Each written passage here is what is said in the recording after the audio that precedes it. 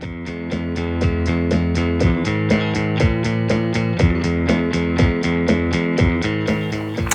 everyone, welcome to today's episode of the vlog series. Today we're going to do a vlog on salary scales. So we're going to talk through how salaries are calculated for doctors, all of the different things that go alongside them, like extra PAs and banding and uplifts and enhancements and all the things you've probably heard of. And we're also going to touch on the recent pay increase for doctors, which has been confirmed at 6% for most grades.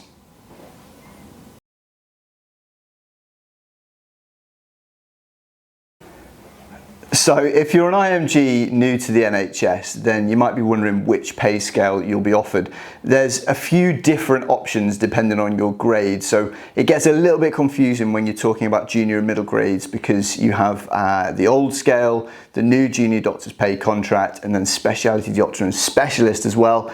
It's a bit simpler if you're a consultant because it's just a single pay scale. The pay scale is attached to the job that you apply for, so you should pay attention to this when you're making your job applications. You'll usually see on NHS jobs there'll be a range, and that will indicate to you exactly which scale they are using. If you apply to a job that's got a specialty doctor pay scale, you can't then ask for it to be changed to an old scale or a new junior doctor pay scale. So make sure you apply to the right job, because you won't have an opportunity to negotiate it into a different salary scale if you do.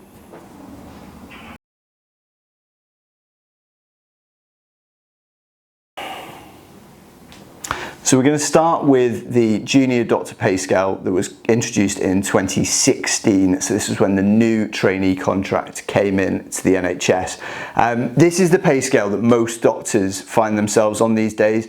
The other middle grade pay scales have been abandoned. So they do still hang around, and one or two trusts use them with historic posts that are being filled. But usually you'll find yourself on this new doctor's contract, or the 2016 junior doctor's contract, as it's often known. It's a little bit complicated in terms of how it's calculated, so we're going to walk through it. The first point to note is that you'll be assigned a basic salary, not based on your years of experience or your seniority in your home country or anything to do with that. It's actually based on the grade that you apply to. So if you apply to a CT1, CT2 or ST1, ST2 level, you'd be assigned a salary alongside that. If you apply to an ST3+, you'd be assigned a salary alongside that. And if you apply at a more senior level to ST7 or 8, you'll also be assigned a salary as a basic alongside that. So you can't take your years of experience to your employer and say, well, actually I've got 15 years, how many years does that calculate? That's on old scales, that's on specialty doctor, that's on consultant level, but not for the new junior doctor's pay contract. Now, where it gets interesting is the enhancements, or uplifts as they're sometimes known. So if you work beyond a 40-hour working week, which is a standard working week in the UK and in the NHS, then you'll be paid 1/40th of your salary hourly for every hour that you work beyond that. So if you work 44 hours, you'll be paid 4/40ths, or 10% additional on top of your basic salary. You also get an enhanced rate if you work a rota, which involves hours between 9 PM and 9 AM, and that can be up to 37% on top of that. We're going to write all this down, by the way, in the notes below, so if you're not following it, it's a little bit easier when you've got it on paper. You also receive a weekend allowance and an on-call allowance, and those are, they vary between 3 and 15% depending on the duration of the shifts that you're working. So it's a little bit complicated, but the idea of it is that you're paid for the hours that you work, and paid quite accurately according to those. So a lot of the older scales, you were basically put into one of two brackets. You either worked on calls or you didn't, and you were paid banding or you weren't. Whereas now you're remunerated exactly according to the hours that you work. So the busier your shift pattern, the more you're going to earn.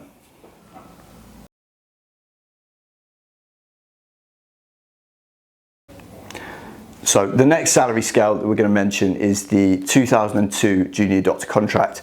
So this is the one that preceded the 2016 junior doctor's contract. And the basis of this one wasn't, as it is on the 2016 one, based on your grade and your job title. It was actually based on your years of experience. So it started at FY1, FY2 and worked its way right the way through to ST8, right at the top of the trainee scale. And every year you were given a new increment and the pay scale went up accordingly. So it kind of made sense, and this pay scale does still hang around in some places, but it is becoming increasingly rare, so you don't tend to find many hospitals still offering it these days. The interesting bit is where you get involved with the banding situation. So there's lots of different banding scales, 1A, 1B, 1C, 2A, 2B, 3. The only two that ever really seem to come up, and certainly the only two that seem to be in existence anymore, are 1A and 1B.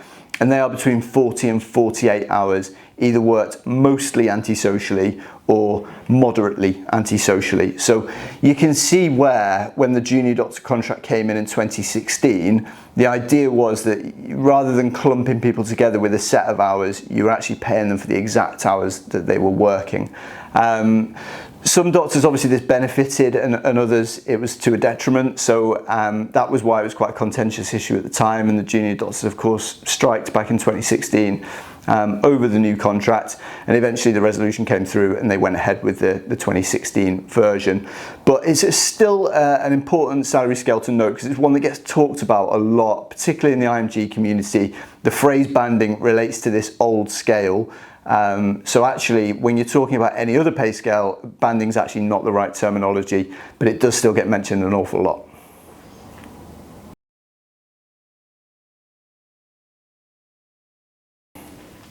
All right, the third pay scale that we're going to talk about is specialty doctor.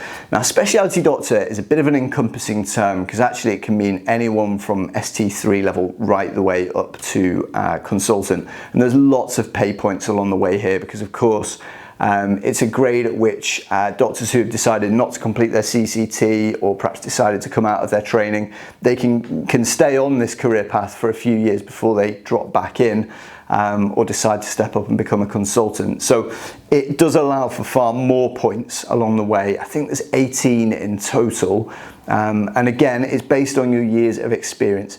Important to note here that it's not all years of experience, it's years of experience post CT2 level or equivalent. So if you're overseas, you might want to take away 4 years from your total experience to account for FY1, FY2, CT1 and CT2 equivalent years. The other way that it's sometimes calculated is if it's senior and speciality specific work. So if you've been working as a registrar in paediatrics, you may have all of those years recognised. The way your additional hours are calculated on the specialty doctor scale is through what's called PAs, programmed activities. So they are 4-hour time slots. A normal rota is made up of 10, so 40 hours a week, standard working week in the UK or the NHS. But if you work additional PAs, so you take on an extra 4 hours a week or 8 hours a week, for example, you're paid accordingly. It's usually done in round numbers, so you'd have 11 PAs or 12 PAs and be given 10 or 20% accordingly. So basic salary plus additional PAs is the way that one's calculated.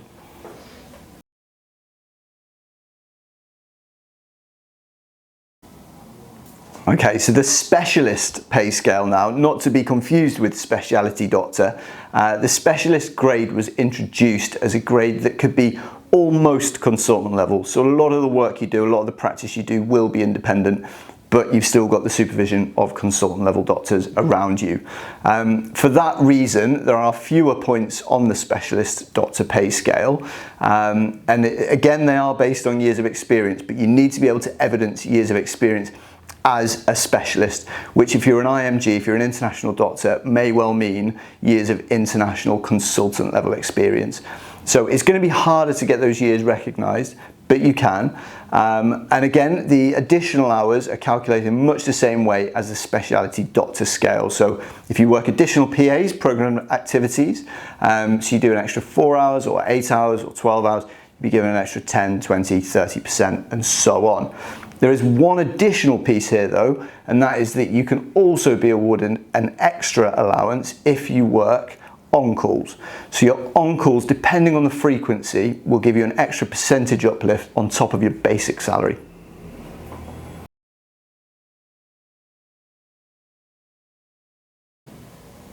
So the consultant pay scale, the final one, if you've made it this far, you've reached the height of your career.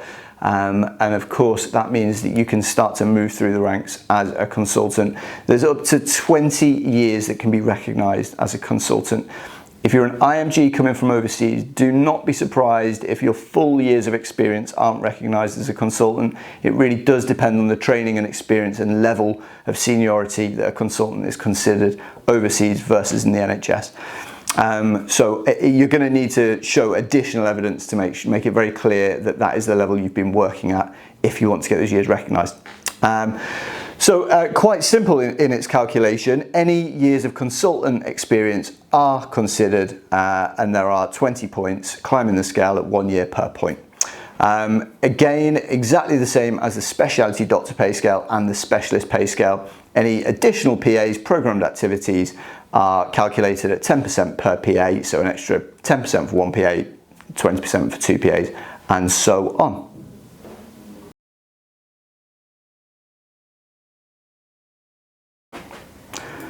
Okay, so we're going to post the most recent pay scales underneath the video.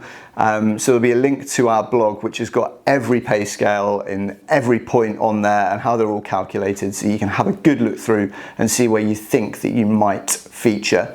It's important to note that just recently, only a few days ago, the NHS announced that there was to be a 6% pay rise for most doctors. Doesn't include those in the specialist scale and the new specialty doctor contract, but all of the doctors are getting a 6% uplift.